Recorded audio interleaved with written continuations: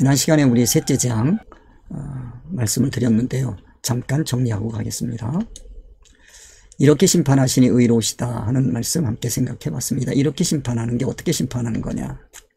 피로 변한 바다, 강물의 근원에 대해서 함께 생각해 봤습니다. 이러한 심판이 의로우시다라는 뜻입니다. 이것은 우리가 피 그러면 이거는 진리 이치가 대사, 대인, 대물 관계를 맺어감에 있어서 생명활동으로 되는 것은 생명의 피. 만약에 그러한 활동들이 사망으로 나오면 그거는 사망의 피, 이렇게 얘기한다고 말씀을 드렸습니다. 피로 변한 바다 그럽니다. 바다라고 하는 것은 모든 이치가 집대성되는 곳이다 라고 말씀을 드렸고, 바다는 실상적으로 이 세상에서는 신학을 얘기한다. 신학교, 이렇게 생각하면 좋겠습니다. 그 다음에 강 그러면 이 바다로 들어가는 물줄기를 얘기하는 겁니다. 강 그러면 물줄기, 즉 바다에 모여드는 그 물이 어디에서 오는 거냐, 그 강을 평가해보자. 출애굽기에서는 나일강을 평가했습니다. 그게 생명의 물인 줄 아는데 그건 사실은 사망의 물이다 라고 하는 거죠. 지금도 마찬가지입니다. 강을 평가를 해봤습니다. 강을 평가할 때 이 강하게 되면 교회와 각 지도자들을 뜻하는 것이다 라고 하는 말씀을 드렸습니다.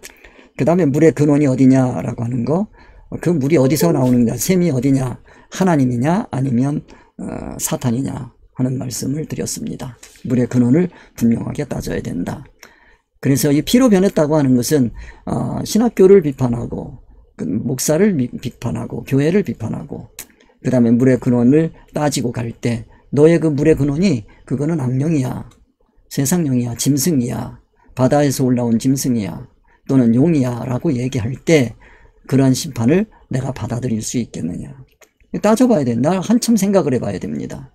그런 말씀을 드렸습니다. 쉬운 일이 아닙니다. 예수님께서 유대인들에게 독사의 자식들아 그랬거든요. 입에 뭐가 가득 들어있냐면 독사가 들어있단 말이에요. 독이 들어있단 말이에요. 그 독사의 자식들이지. 그 교훈을 받으면 다 죽어요. 그런 걸 얘기를. 그러면 예수님께서 그러한 말씀을 하실 때 그것을 생각해보고 내 이 지식의 모든 근원이 이게 피로구나 받아들이면 그 사람은 생명의 피로 변할 수 있는 겁니다. 그렇게 하라는 거죠. 그런 뜻을 가지고 있고, 심판하시니라고 했어요. 판단하시는 거예요. 그 판단의 기준은 하나님의 의사성. 하나님의 의사성은 하나님의 말씀, 성경의 계시로 기록되어 있다 하는 말씀을 드렸어요. 그래서 기독교에서 하나님의 말씀 계시를 깨닫지 못하면 심판의 대상이 되는 겁니다. 그 다음에 의로우시도다. 의롭다라고 하는 것은 어떠한 기준에 맞는다라는 뜻을 가지고 있다. 즉 하나님의 거룩성과 일치하는 것이고, 그렇게 되면 자신의 죄를 인정해야 되는 것이고, 의로우시다라고 하는 여기는 하나님 의로우신 줄 누가 모르나요? 그 얘기를 하는 것은 하나님의 의로우시니 모든 판단의 기준이 되신다 하는 거예요. 그러면 하나님의 거룩성과 일치하는 거고 자신의 죄를 인정해야 되는 거고, 그런 말씀 지난 시간에 드렸습니다. 이러한 신앙 고백이 항상 있어야 한다. 이러한 신앙 고백이 범사에 감사하는 신앙입니다. 나의 사건과 환경을 통해서 또 내가 만나는 사람들을 통해서 내 신앙이 평가될 때, 그때 너는 그게 사망의 피다, 사망이다 얘기를 하면 아멘 하고 받아들이면 그 사람은 복이 되는 거예요. 그런데 사탄이 와가지고 너는 죄인이다, 너는 독사다 라고 얘기를 할 때 그 말에 내가 반성을 해서 세상 이치로 돌아간다고 한다면 그건 내가 속은 거지요. 그러니까 예수님에게 그 권위적으로 보면, 그 세상 권위적으로 보면, 위치적으로 보면 이 대제사장 바리새인 서기관들이 예수님보다 한참 위에요. 그러니까 그런 이 세상 가치로 보는 그런 위가 중요한 게 아니란 말이에요. 누가 하나님의 의사성을 가지고 있느냐. 그럼 아무리 비천해 보여도 예수님께서 하나님의 의사성을 가지고 있다. 그럼 그 말을 따라가야 되는 거예요. 대제사장 바리새인 서기관이 종교적으로는 아무리 위대해 보여도 그들이 가지고 있는 그 기준이 임시 세상 이치면 이거는 피로구나. 그걸 분별할 수 있어야 되는 거예요. 그러면 둘이 와서 얘기를 한단 말이에요. 하나님의 의사성을 가지고 와서 얘기하는 쪽도 있고 세상 이치를 가지고 와서 얘기하는 쪽도 있어요. 그럴 때 내가 어느 쪽을 따라갈 거냐. 그거를 심각하게 생각해 보라는 것이 이 셋째 재앙이 되겠습니다. 아무리 내 마음에 안 드는 환경이고 사람이라 할지라도 그것이 하나님께서 나의 죄성을 잘라내기 위해서 주시는 환경이라고 한다면 감사해야죠. 아, 나의 이 죄성을 잘라내기 위해서 이러한 사건과 환경을 주셨군요. 내 마음에 안 들지라도 나는 그 환경에 감사할 수 있는 거예요. 이게 범사에 감사하는 겁니다. 범사에 감사한다고 하는 뜻이 세상 가치관으로 무조건 감사하라는 그런 뜻이 아닙니다. 그러니까 천국을 놓고 천국을 이루어가기 위해서 나에게 불이익이 닥치라는, 이 세상적으로는 불이익이 닥칠지라도 그 불이익을 내가 감수하고 내가 내 안에 있는 죄성을 떨쳐버릴 수 있다고 한다면 그 사람은 참으로 복된 사람입니다. 그 다음에 저희가 성도들과 선지자들의 피를 흘렸으므로 라고 얘기했습니다. 저희가 성도들과 선지자들의 피를 흘렸다고 하는 게 무슨 뜻이냐, 이거를 갖다가 칼로 뭐 선지자들 죽이고 성도들 죽이고 그것만 생각하지 마시고 그러한 활동이 나오게 된 근원이 뭐냐, 성도들이라고 하는 게 누군지를 알아야 됩니다. 성도들을 하게 되면 말씀이 육신이 되는 삶을 사는 제자들을 성도라고 하는 거예요. 이 세상 가치관을 가지고 예수 믿어서 부자 되려고 하고 예수 믿어서 이 세상에 뭔가를 성취하고자 하는 그런 신앙활동을 하는 사람을 성도들이라고 하지 않습니다. 성도들이라고 하는 건 예수 그리스도를 닮아서 말씀이 육신이 되는 삶을 사는 제자들을 성도들이라고 하는 겁니다. 그러면 예수 그리스도를 닮아가는 삶을 살기 위해서는 예수 그리스도의 교훈을 먼저 받아야 되는 거예요. 받은 교훈이 없는데 예수 그리스도를 어떻게 닮아가겠어요? 그래서 우선 그 진리의 말씀을 배우고 그 말씀을 가지고 자체화시켜서 자체화된 그걸로 삶을 살아가는 사람들, 이런 사람들이 성도들인 거예요. 그러니까 말씀을 깨달으려고 예수님의 교훈을 듣는 사람들이 성도들이고, 또 그러한 삶을 들은 교훈의 말씀을 자신의 것으로 삼아가기 위해서 힘쓰고 애쓰는 사람들이 성도들이고, 깨달은 말씀, 자체화된 말씀, 그것 가지고 예수님처럼 예수님 닮아서 말씀이 육신이 되는 삶을 사는 사람들이 그게 제자요. 그게 성도들이요. 하나님의 계시의 말씀으로 이 세상을 선택하는 성도들이다, 그런 얘기야. 이 세상을 내가 선택할 때 이 세상 가치관으로 선택하면 그건 성도가 아니란 말이에요. 하나님의 말씀, 진리 이치로 이 세상의 사건과 환경과 사람을 선택하는 거예요. 선지자들, 그러면 계시의 말씀을 먼저 깨닫고 전하는 이들이 선지자들입니다. 그러니까 선지자들, 그럴 때 계시의 말씀을 먼저 깨닫고 전하는 이들이 선지자예요. 계시라고 하는 것은 성경 표면과 이면이 있잖아요. 표면을 열고 그 안에 들어있는 하나님의 의사성을 깨달은 사람이 선지자들이에요. 그 사람들은 뭐합니까? 복음을 전해주는 사람들이에요. 그 사람들의 피를 흘렸다고 하는 것은 그 복음을 전해줄 때 그거를 받지 않는 거란 말이에요. 그거를 받아 먹으면 마시면, 예수 그리스도께서 말씀하셨잖아요. 이거는 내가 너희를 위하여 흘리는 나의 피니 가져다 마셔라. 그걸 갖다 마시면 그거는 예수님의 피를 흘리는 게 아니에요. 예수 그리스도의 삶을 부정하고 예수 그리스도의 삶을 비방하고 회방하고 욕하는 거, 그게 예수 그리스도의 피를 흘리는 거지요. 피를 흘렸다고 하니까 그 예수 그리스도, 십자가에 달리신 예수 그리스도의 그 옆구리에 창 찌르는 것만 생각하는데 그거는 눈에 보이는 거란 말이에요. 그거는 누구든지 알아요. 그거보다 더 중요한 것은 예수님의 교훈을 받아들이지 아니하고 예수 그리스도의 삶을 인정하지 않는, 말씀이 육신이 되신 삶을 부정하는 그와 같은 기독교인이 예수 그리스도의 피를 흘리는 거예요. 그래서 여기서 지금 요한계시록 하게 되면 이거는 일반 로마인을 얘기하려고 하는 게 아니고 기독교인을 얘기하려고 하는 거예요. 하나님의 말씀을 깨달았다고 하는 사람들, 그 사람들, 기독교인이라고 하는 사람들의 그 가치관을 지금 평가하는 거다 하는 것을 이해를 하셔야 됩니다. 요한계시록, 그러면 이거는 그래서 복음서의 마지막에 기록된 책이란 말이에요. 왜 그러면 그 성도들의 삶을 인정하지 않고 비방하고 계시의 말씀을, 깨달은 선지자들의 말씀을 배격하는가? 그건 성경의 계시성을 모르기 때문에 그럴 수밖에 없는 거예요. 그 사울 그 권세를 가지고 뭐 했습니까? 그런 내용도 이제 오늘 우리가 함께 생각해 봐야 되는데, 그런 거 우리가 생각해 보세요. 피를 흘리는 거잖아요. 스데반의 피를 흘리는 거잖아요. 스데반이 뭐 합니까? 하나님의 말씀을 증거하는 거예요. 계시의 말씀을 증거하는 거예요. 유대인들이 말하는 걸 증거하는 게 아니라고요. 계시의 말씀을 계시의 말씀을 누가 풀어줬느냐? 예수 그리스도가 풀어준 거예요. 이거를 여러분들이 이해를 하셔야 됩니다.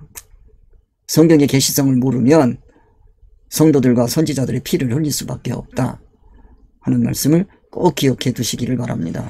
이 말씀을 들으면서도 자신이 흘리고 있는 성도들과 선지자들의 피를 못 보고 있다고 한다면 안타까운 일이죠. 이 말씀을 달게 받고 그래, 내가 이제는 저 말씀에 내가 순종해야지, 저 말씀 하나라도 더 깨달아야지 하는 그분은 선지자의 피를 마시는 거예요. 자기 것 삼는 거예요. 이러한 내용을 내가 요한계시록 강해 설교에서 내가 집필을 해서 냈습니다. 계시관으로 계시록을 읽자. 거기에 잘 설명이 되어 있습니다. 궁금하신 분은 그것을 한 번씩 읽어보시기 바랍니다. 저희로 피를 마시게 하신 것이 합당하니이다. 이 저희로 피를 마시게 하신 게 합당하다. 자, 여기에 하나님께서 피를 마시게 했단 말이에요. 어떤 피냐, 이 피가. 이 피를 여러분이 아셔야 돼요. 이 사망의 피요. 신앙에서 사망의 피를 마시게 한 거예요. 그러면 사망의 피를 안 마시려고 막 그러는데 억지로 하나님께서 갖다 마시게 한 거냐? 그게 아니란 말이에요. 왜 그러냐? 성도들과 선지자들을 통해서 생명의 피를 주실 때 그거를 거절했단 말이에요. 즉 하나님의 의사성을 거절했단 말이에요. 그러면 그 성도가 가지고 있는 그 피는 뭐밖에 없냐? 임시 세상이치밖에 없단 말이에요. 임시 세상이치밖에 없는 것으로 세상을 살아가면 그건 사망의 피예요. 사망의 피밖에 안 남는 거예요. 그러니까 자신이 지금 사망의 피를 마시고 있는 거예요. 성도들과 선지자들의 피를 흘리는 사람은 어쩔 수 없이 사망의 피를 마실 수밖에 없는 거예요. 네가 마시고 있는 그 피는 사망의 피라고 가르쳐 주시는 말씀이 저희가 성도들과 선지자들의 피를 흘렸으므로 저희로 피를 마시게 하신 것이 합당하니다 라고 하는 말씀이에요. 이게 임시 생명을 위해서 예수 그리스도를 믿는 기독교인들을 향해서 주시는 계시의 말씀이에요. 생명의 말씀이에요.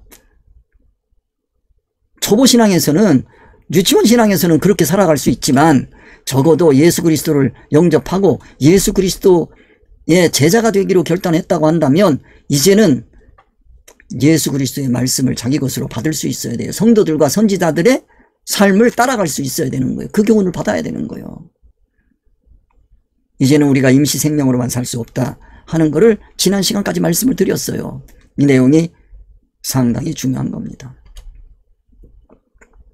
오늘은 이제 7절 말씀 또 우리가 봐야 되겠습니다. 이 7절과 8절 말씀을 여러분들에게 드려야 되겠는데 6절, 7절 말씀. 이 6절에서는 이거는 선지자들의 피를 흘렸으므로 라고 하는 내용이라고 한다면 여기 7절에서는 또 내가 들으니 제단이 말하기를 그러하다. 주 하나님 곧 전능하신 이시여 심판하시는 것이 참되고 의로우시다 하는 말씀, 이 7절 말씀을 여러분들이 이해를 해야 되겠습니다. 함께 생각해 보겠습니다. 또 내가 들으니 그랬어요. 또 내가 들으니. 자, 6절까지 말씀을 들었어요. 내가 이게 생명인 줄 알았더니 이 이치가 전부 사망이구나. 이걸 깨달으셨으면 그건 복된 사람이요. 사도 요한은 그걸 깨달은 거예요. 깨닫고 나니까 또 들리는 소리가 있어요. 한 단계 또 올라가는 거예요.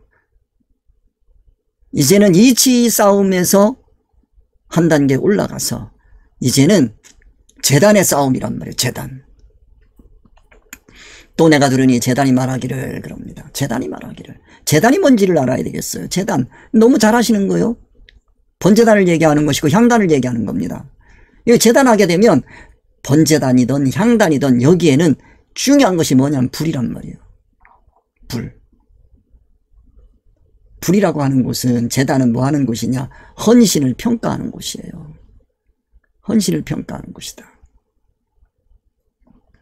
그래서 여러분들이 잘 알고 있는 번제단, 여기에 제물이 있단 말이에요. 소, 양, 염소, 비둘기 이런 것들이 있어요. 소, 양, 염소, 비둘기 이런 걸 제물로 드리는 거예요. 그러면 이 소를 평가해 주세요. 이 양을 평가해 주세요. 이 염소를 평가해 주세요. 이 비둘기를 평가해 주세요. 하나님한테 평가하는 거예요. 하나님께 드릴 때 받는 소가 있고 양이 있고 염소가 있고 비둘기가 있고 안 받으시는 게 있단 말이에요. 그걸 볼 줄 알아야 된다. 그래 제단이 말하기를 그러니 그 제단 불 그러면 이건 뭐예요? 열정이란 말이에요. 열정이 나오면 헌신이 나옵니다. 그 헌신을 평가하는 곳이 어디다? 제단이다. 그 불과 연결이 돼 있어요. 그래 이 불은 다른 불을 갖다 쓰면 절대 안 됩니다. 이 불은 성령의 불이어야 돼요. 그런데 성령의 불이 아닌 불이 타오르는 수가 있어요. 그러면 죽어요. 그런 내용입니다.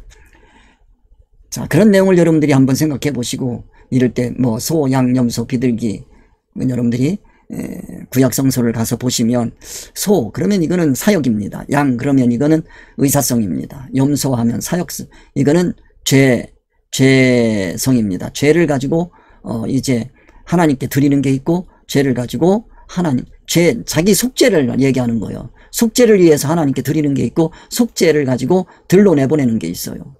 하나님께서 안 받으시는 게 하나님께 드리는 게 있고 세상으로 내보내는 게 있어요. 여러분들이 속죄한다라고 얘기할 때 회개한다라고 얘기할 때 이게 누가 받는 속죄인지를 알아야 돼요. 염소란 말이에요. 이거 하나님이 받으시는 속죄인지 이거 세상이 가지고 노는 속죄인지 세상 사람들이 회개한다 그러고 뭐 얘기하는 거는 그거 세상이 좋아하는 거지 하나님이 원하시는 겁니까? 비둘기 그러면 이건 비둘기 영의 세계입니다. 예수님께서도 세례를 받으시고 올라올 때 물에서 올라오실 때 하늘이 열리고 비둘기 같은 성령이 내리는 거예요. 비둘기 성령이요. 이게 성령을 가장한 영이 있어요. 그걸 악령이라고 하는 거예요. 그 비둘기를 들여보라는 거예요. 이게 성령인지 악령인지 평가 안 하면 안 돼요. 이게 어디냐? 제단이란 말이에요. 비둘기 성령이 임하시면 반드시 불을 받게 돼 있고 그러면 헌신하게 돼 있어요. 그 헌신을 하나님께서 받으시는지 안 받으시는지 그거를 평가해봐라. 그래서 소, 양, 염소, 비둘기 이거 제단에다 드려야 돼요. 그러하다 주 하나님 곧 전능하신 이시요. 이걸 여러분들이 이해를 해야 됩니다. 그러니까 제단이 뭔지 뭐 그런 것도 모르면서 그러하다 주 하나님 곧 전능하신 이거는 하나님이 전능하신 줄 누가 모릅니까? 여기서 이 본문에서 적어도 문맥을 통해서 볼 때에 우리에게 계시적으로 가르쳐 주시고자 하시는 말씀은 뭐냐면 그러하다 주 하나님 곧 전능하신 이시요. 우리가 이렇게 고백해야 되는 거예요. 그렇습니다. 하나님 곧 전능하시니요. 이 전능하시다고 하는 뜻은 하나님이 못하실 것이 없단 말이에요. 뭐든지 다 하실 수 있어요. 그 뭐든지 이 전능은 어디와 연결되는 거냐 하면 천국과 연결되는 활동이란 말이에요. 하나님께서 능력을 쓰시는데 그 전능이 천국과 연결되지 않는 전능이 있을 수가 없어요. 그런 의미에서 주 하나님 곧 전능하시니시여 이렇게 표현하는 거예요. 그렇기 때문에 이 능력의 기준이 된다는 거예요. 모든 활동을 심판하시는 기준이 되신다는 뜻이요. 지금 제단을 얘기했습니다. 제단하면 뭐를 생각해라? 불을 생각해라. 불하면 뭐가 있다? 헌신. 그 헌신하려면 능력이 나오는 거예요. 그 능력이 무슨 능력이냐?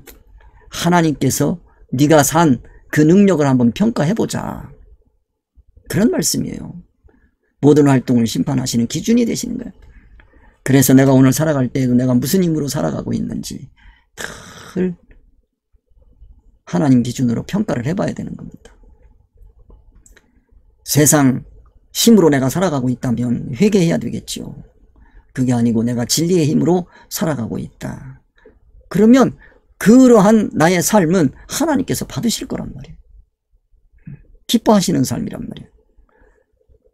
전능하시니요 심판하시는 것이 참되고 이로우시다. 그 기준으로 판단하시는 거예요.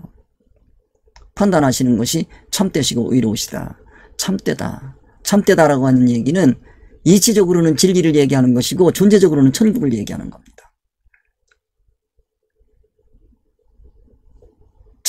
그 심판은 이치는 진리 이치라는 거예요. 존재적으로는 천국이란 말이에요. 그러니까 그 심판을 하시는 목적은 뭐냐? 진리를 세우시기 위해서, 그 다음에 천국 영광자를 만들어 주시기 위해서 심판하시는 거예요. 그리고 그 심판은 의로우시단 말이에요.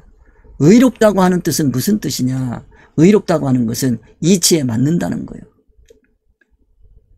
이치에 맞지 않으면 불의한 거지요. 법을 떠난 거지. 그 하나님께서 지금 말씀하시는 이거는 의로우시도다. 이건 이치에 맞다. 무슨 이치에 맞아요? 임시 세상 이치에 맞다라는 뜻이 아니고 진리 이치에 맞다라고 하는 거예요. 성도들하고 가끔 얘기를 해보면 이건 진리 이치하고는 아무 상관도 없는 얘기를 그냥 은혜 받았다고 그러면서 얘기를 하는 거예요. 은혜 받았다고 얘기하는 거예요. 어떤 분하고 얘기하는데 자기가 죽다 살아났다는 거예요. 하나님의 은혜로 살아났다는 거예요.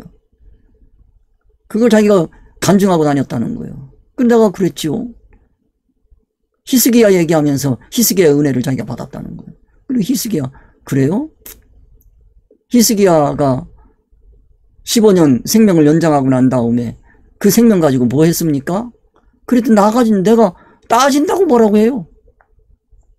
아니 그러면 하나님께서 생명을 연장해 주셨으면 그 생명 가지고 뭐 했는지 한번 살펴봐야지.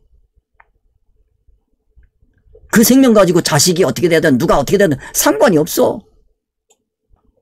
그러니까 후손들이 어떻게 됐습니까? 왜 그건 안 읽어요? 하나님이 생명을 연장해 주실 때, 아니 이 세상에서 우리의 생명을 주실 때, 야, 너 천국 영광자가 되어서 와라 하는 뜻을 가지고 있는 거지. 세상에서 실컷 놀다 와라 그러는 겁니까? 그런 말도 안 되는 이론을 가지고 바득바득 우기고, 그건 말이 안 되는 거예요. 이거 보세요. 심판하시는 것이 참되고 의로우시다. 이러려면 이치에 맞아야 되고 그 존재가 천국에 딱 떨어져야 되는 거예요. 내가 이 심판을 받고 이 심판에 따라서 살았을 때 그 이치는 진리 이치여야 되고 그거는 천국 영광과 연결이 돼야 돼. 천국 누림과 영광이 연결이 돼야 되는 거예요. 그 이치에 맞을 때 그게 의로우신 거지. 이 세상 개념이 절대 아니에요. 기독교의 개념이라고 하는 걸 여러분들이 이해를 하셔야 됩니다. 하나님께서 모든 헌신을 평가하시는 기준이시라고 하는 것을 말씀하시는 거다. 7절을 보시면서 여러분들이 정리를 해두시면 좋겠습니다. 7절 제단, 그러면 하나님께서 우리 그리스도인들의 모든 헌신을 평가하신다. 그 기준이시다 하는 것을 꼭 기억해 두시기 바랍니다. 그래서 이 기준에 맞춰서 내가 살고 있으면 나는 복된 사람이고 이 기준에서 너는 벗어나 있다. 그러면 나의 그 모든 교회의 활동과 모든 헌신은 그건 다 무효가 되는 거예요. 천국하고 아무런 연결이 안 되는 거예요. 교회에서 봉사하고 활동했던 그걸로 만족하면 안 되는 거죠. 이걸 기억해야 되겠습니다. 이렇게 해서 셋째 재앙까지 마쳤습니다. 오늘은 넷째 재앙입니다. 자, 세 번째 재앙에서 우리가 꼭 기억해야 될 강과 물이 피로 변하는 거였습니다. 성도의 죄에 대한 심판이었고, 그 다음에 말씀 셋째 천사가 강들과 물샘을 대접하는 대접을 소돔에 계시록 16장 4절에서 7절까지 말씀인데 6절 7절 말씀은 이거는 심판에 대한 얘기였습니다. 그리고 특별히 그 8절 말씀은 이 7절 말씀은 이거는 다음 장을 준비하는 거예요. 하나님의 공의, 심판의 기준으로 하나님의 공의를 사용하시는 장면입니다. 하나님의 공의를 드러내는 거예요. 하나님의 공의라 이렇게 얘기하면 이거는 천국에서 뭐 지금 예수 믿습니다 하고 온 사람이나 하나님의 말씀에 순종하면서 산 사람이나 하나님의 말씀에 거역하면서 빠득빠득 우기며 산 사람이나 똑같이 다 천국에 가면 평등이다. 그럼 그게 공의로운 겁니까? 그걸 지금 얘기하시는 거예요. 그래서 재앙이 주는 그 교훈을 우리가 다시 살펴보면 늘 이 재앙 대접에서 여러분들이 꼭 기억해야 될 것은 성찰의 기회다. 회개할 수 있는 기회다. 재앙의 목적은 뭐냐? 이 고통을 통해서 자신의 죄성을 인식하게 해주시는 거다. 궁극적인 결과는 뭐냐? 죄를 벗어버리고 하나님의 온전한 인격을 덧입어서 천국의 영광을 누리게 하시려는 거다. 대접을 생각할 때마다 다 이걸 기억하세요. 중요한 내용입니다. 자, 네 번째 재앙입니다. 16장 8절에서 9절입니다. 성경 말씀 넷째가 그 대접을 해 소돔의 해가 권세를 받아 불로 사람들을 태우니 사람들이 크게 태움에 태워진지라 이 재앙들을 행하는 권세를 가지신 하나님의 이름을 회방하며 또 회개하여 영광을 주께 돌리지 아니하더라 라고 말씀했습니다. 2절에서 이 재앙, 네 번째 재앙의 개요에 대해서 생각을 해보면 이건 태양열이 사람을 태우는 겁니다. 태양의 열이 사람들을 태우는 거, 이게 뭐를 뜻하는 거지? 이 말씀을 통해서 우리에게 주시고자 하는 교훈은 뭘까? 생각을 하셔야 돼요. 그리고 태양의 상징이 뭘까? 이 태양 하면 빛을 내는 거예요. 발광체요. 빛에는 임시빛과 진리빛이 있어요. 태양인데 진리빛을 내는 존재인가? 임시이치를 내는 존재인가? 하나님의 교회의 가치관과 열정을 판단하시는 거. 자, 그 다음에 교회의 현실을 깨닫게 해주시고 세상의 이치로 무장된 교회와 지도자들을 책망하시는 거고 회개하지 못하는 교회의 타락적 본성을 깨닫게 해주시고 하나님을 회방하는 성질에 대해서 깨닫게 해주시고 재앙의 권세를 인정하지 않는 거, 영광을 하나님께 돌리지 않는 거, 그 성질에 대해서 가르쳐 주시는 거다 하는 내용입니다. 어떤 사람들이 그런지 우리가 살펴보겠습니다. 자, 넷째가 그 대접을 해 소돔에 그랬어요. 대접 그러면 하나님의 진노가 담긴 그릇입니다. 하나님의 진노가 뭐냐? 이건 하나님의 의사성입니다. 하나님의 뜻입니다. 그걸 여러분들이 이해를 하셔야 돼요. 하나님의 진노가 담겼다 그러니까 화내는 거 담겼다 그러지 마시고 하나님의 의사성, 하나님의 뜻이 담긴 거예요. 그러면 해, 발광체입니다. 빛을 내는 거예요. 빛으로 자체화되어 있는 거예요. 그러면 이치의 빛을 발하는 피조물인데 기독교 지도자는 둘이 있단 말이에요. 유형적 지도자가 있고 무형적 지도자가 있는데 유형적 지도자, 신앙활동하는 사람들이죠. 헌신하는 사람들. 눈에 보여요. 신앙활동하는 것이 눈에 보여. 그런데 진짜 중요한 거는 무형이 중요하단 말이에요. 눈에 보이지 않는 게 중요하단 말이에요. 이성적인 거죠. 성경, 그 이성적으로 판단하고 예수님을 믿고 기독교인이 되고 하는 사람들이요. 유대인 같은 사람들이요. 성경의 표현 말씀을 믿고 그것을 빛으로 생각하는 거예요. 그걸 빛으로 생각하는 거예요. 그 세상 이치를 가진 사람들도 다 빛이라고 얘기하죠. 진리의 빛이라고 하죠. 그 사람들도. 기독교는 그거를 진리의 빛이라고 하지 않습니다. 그 다음에 영적으로는 영적 빛을 얘기하는 거예요. 진리란 말이에요. 성경의 이면이죠. 하나님의 의사성이란 말이에요. 여기에서 나오는 불이 있다면 그게 성령의 불이 되는 거다 하는 거를 이해를 하시면 좋겠습니다. 이 쏟았다라고 하는 거는 심판하시는 하나님의 의사, 하나님의 뜻이에요. 어디에 쏟았다라고 얘기를 하면, 자, 해에 쏟았다 그러면 해에 하나님의 의사와 하나님의 뜻을 갖다 딱 대보는 거예요. 빛이라고 하는 사람들에게 갖다 딱 대보는 거예요. 그런 뜻이 들어 있습니다. 그래서 대접을 해에 쏟았다라고 하는 거, 발광체고 이치의 빛을 발하는 피조물입니다. 해는 이거는 절대로 창조주가 아니십니다. 하나님이 아니십니다. 빛을 내더라도 이거는 이치의 빛을 발하는 피조물이다. 그러면 누구겠습니까? 목사란 말이에요. 목사.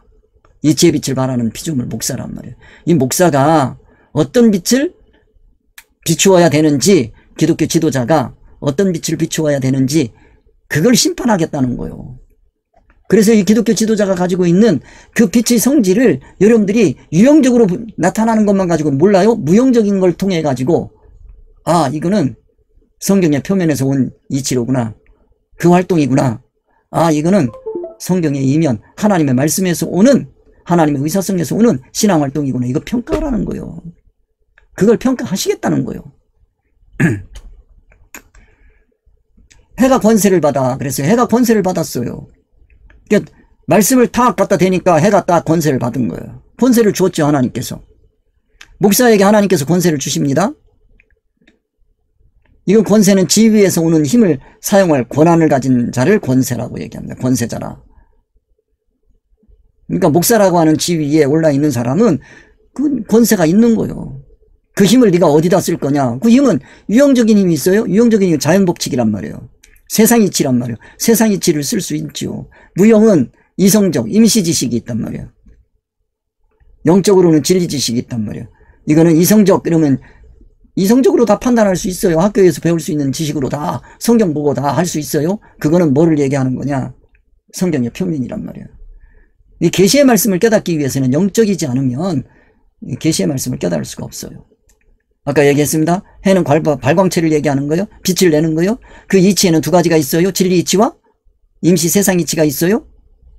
그 이치로 무장된 교회 지도자가 해요. 그러면 임시 이치로 무장된 해가 있고요. 진리 이치로 무장된 해가 있어요. 그 권세를 보겠다는 거예요. 하나님께서. 그래서 권세의 합리적 사용과 폭력적 사용이 있어요. 교회에는 그렇단 말이에요. 권세의 합리적 사용과 폭력적 사용. 계시록 16장 8절의 교훈이 뭐냐면 해가 권세를 받아서 불러 사람들을 태운다는 거예요. 목사가 목회 활동하면서 사람들을 불러 태우는 거예요. 불러 태운다는 얘기는 열정을 주어서 신앙 활동을 열정적으로 하게 이끌어내야 돼요. 그걸 얘기하는 겁니다. 그 권세를 받아 불러 사람들을 태운다는 게, 권세는 지위에서 비롯되는 힘을 의미하고 이 지위는 합리적으로 사용될 수도 있고 폭력적으로 사용될 수도 있어요. 그러면 합리적이라고 하는 건 뭐냐? 교회는 합리적이다라고 얘기할 때 임시 세상 이치에 맞는 것을 합리적이라고 절대 얘기하지 않아요.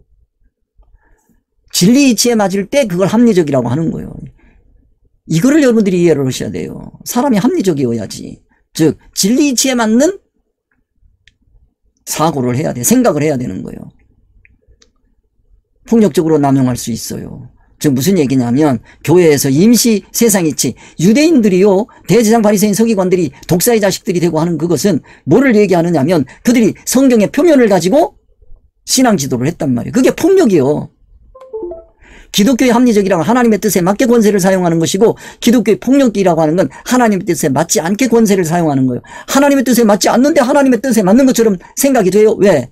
성경의 표면으로 신앙 지도를 하기 때문에, 신앙을 이끌기 때문에 그래요. 여기 그림을 보시면, 자, 불사조가 있습니다. 여기 일반적으로도 불사조가 있어요. 불에서 살아나는 게 있어요. 열정적으로 활동하면서 살아서 천국으로 올라가는 그와 같은 존재들이 있는가 하면, 불 속에 들어가서 죽는 놈들이 있다니까요. 그걸 여러분이 생각해 보세요. 내가 불나방이 같은 존재인지 불사조 같은 존재인지, 내가 어떤 존재인지. 우리 기독교인들이 헌신하며 살아야지요. 그냥 뭐 넉넉히 살고 있습니까? 그건 말도 안 되는 거예요. 이 말씀이 조금 어렵더라도 여러분들 꼭 기억해 두시기 바랍니다.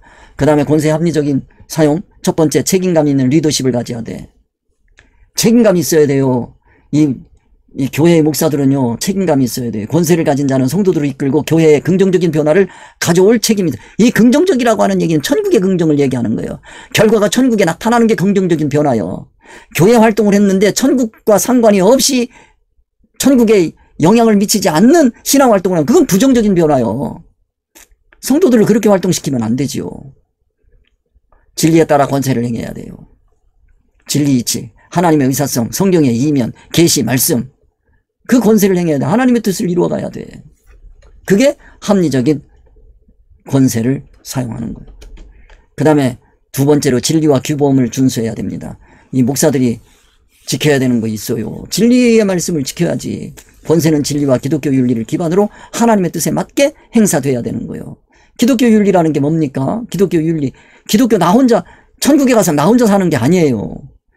이 땅에서 연습하는 게 뭐냐? 교회란 말이에요. 교회라고 하는 것은 진리 이치가 기준이 되어서 그 진리 이치로 사람과의 관계를 맺어간단 말이에요. 그게 윤리요. 그게 하나님은 사랑이시니 하는 거예요. 하나님의 사랑의 기준으로 서로 사랑하며 살아가는 게 기독교 윤리요. 기독교 윤리가 뭔지도 모르고 기독교 윤리, 나도 대학원 다닐 때 기독교 윤리 배웠지만 그건 기독교 윤리가 아니요. 기독교 윤리가 뭔지도 모르고 신학교에서 그렇게 가르치면 안 되지요. 진리법에 순종하여 성도들이 죄에서 해방될 수 있도록 선택의 자유를 최대한 보장해야 돼요. 진리가 너희를 자유케 하리라. 그래서 내가 자유롭게 활동했는데 그게 하나님의 의사성에 맞아야 되고, 만약에 내가 선택하고 살았는데 그런데 이게 하나님의 의사성에서 벗어난다? 그러면 그 벗어난 걸 보고 내가 깨우쳐서 돌아와야지. 회개할 수 있는 기회예요, 그게. 그렇게 이 교회 지도자는 성도들이 자유롭게 활동할 수 있도록 선택의 자유를 최대한 보장해 줘야 돼요. 억지로 일을 시키면 안 돼. 자원이라 그러는 거예요. 그걸 자기가 원해서 하는 거예요. 교회 일은 억지로 시키면 안 되는 거예요. 진리가 중심이 되어서 세상 만물 이치를 사용하는 사람이 되게 하는, 그게 진리와 규범을 준수하는 겁니다. 그 다음에 이 성도들이 서로가 의사소통이 돼야 돼요. 권세의 합리적인 사용은 지도자와 성도들 간에 진리를 깨닫기 위해서 의사소통을 통해서 하나님의 의사로 단일히 이루어져 가야 돼요. 이게 교회 성도들의 재미요. 교회에서 뭔 얘기하고 살 거예요? 부동산 얘기하고 살 거야? 뭐 패션 얘기하고 살 거야? 아니요. 하나님의 의사성을 서로 나누면서 그 하나님의 의사성으로 자기가 하나가 되고 하나를 이루어가는 하나님의 의사성을 깨달아가고 진리의 사람이 되어가고 하나님의 의사로 하나가 되어가는 공동체를 이어가는, 그것이 중요합니다. 그게 의사소통이요. 세상 사람들이 얘기하는 그런 의사소통이 아니란 말이에요. 하나님의 뜻과 상대방의 의견을 수렴해서 진리 안에서 의사단위를 이루어 신앙의 갈등을 해소해 가야 되는 거예요. 신앙의 갈등이 교회 공동체 내에서 일어나면 되겠어요? 좌하면 우하고 우하면 좌하는 사람들이 생겨나면 되겠어요? 하나님의 말씀에서 벗어난 사람들이 어떻게든지 하나님의 말씀으로 들어오게 도와주고, 그러다가 결국은 자기가 떨어져 나가면 어쩔 수 없는 거고, 그런다고 뭐 그 사람 비유 맞추려고 교회가 세상 이치로 변해야 되겠습니까? 그게 세속화요. 세상 사람들 붙잡으려고 교회가 진리를 버리는 게. 세속화의 길을 걸어가면 안 되지. 의사소통을 잘 기억해 두시기 바랍니다. 그 다음에 교회 권세 폭력적으로 사용하는 게 뭔지를 알아야 돼요. 권력을 남용하는 거예요. 권력을 남용하는 게 뭐냐? 성경의 표면적 이치만을 사용하면 권력을 남용하는 거예요. 그게 잘못 쓰는 거지요. 교회 지도자가 잘못 쓰는 거예요. 그건 자신의 세속적인 이익을 위해서 힘을 남용하는 거예요. 성도들을 움직이게 하고 신앙생활을 활동하게 하고 신앙을 강조하고 성도의 신앙적 권리를 침해하고 불합리한 결정을 내려주는 거예요.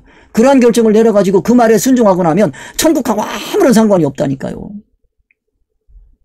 그 신앙활동은 천국하고 연결이 되지를 않아요. 그리고 그걸 위해 가지고 강압적으로 하나님의 뜻을 무시하고 강압적으로 통제하는 거예요. 이 세상 걸로 활동하게 하는 게, 그게 강압이요. 하나님의 의사성이 아니고 이 세상 이치로 강압, 즉 성경의 표면으로 하게 하면, 유대인들이 그거란 말이에요. 대제사장 바리새인 서기관들이 그들이 신앙을 가르친 그것이 강압이요. 그건 성도들의 자유를 박탈하는 거예요. 진리가 너희를 자유케 하리라 하는 하나님의 의사성을 박탈하고 신앙적 갈등을 초래한 거지요.